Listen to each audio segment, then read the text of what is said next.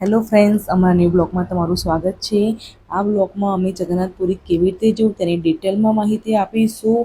તો જગન્નાથપુરી જવા માટે અમદાવાદથી ડાયરેક્ટ ટ્રેન છે। ટ્રેનમાં 32 અવર્સ સમથિંગ લાગે છે અને અમદાવાદથી બાય ફ્લાઇટ તમારે જવું હોય તો બાય ફ્લાઇટ અમદાવાદથી ભુવનેશ્વર સુધીની ફ્લાઇટ છે।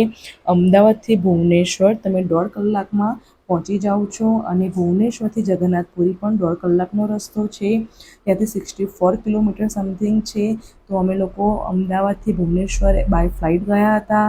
ત્યાંથી અમે જગન્નાથપુરીની કેબ કરાવી હતી। તો કેબનું રેટ સમથિંગ 1200 રૂપિયા સમથિંગ એનું કેબનું રેટ હતું અને ત્યાંથી 200 રૂપિયા ટોલ ટેક્સ એમને અમારી પાસેથી લીધો હતો। અને જગન્નાથપુરી અમે પહોંચ્યા પછી જે મંદિરની બાજુમાં જ અમારી હોટલ હતી। મંદિર રાત્રે 11 થી 12 વાગ્યા સુધી સમથિંગ ઓપન હોય છે। તો અમે રાત્રે જ જેવા ત્યાં પહોંચ્યા તરત જ અમે ફ્રેશ થઈને મંદિર પહોંચી ગયા હતા અને બહુ જ મસ્ત દર્શન થયા હતા। આ જે દ્વાર છે તે સિંહ દ્વાર છે। અમે ડાયરેક્ટ સિંહ દ્વારથી દર્શન કર્યા હતા। નેક્સ્ટ બ્લોગમાં હું તમને ડિટેલમાં માહિતી આપીશ પાર્ટ 2માં। Thank you friends.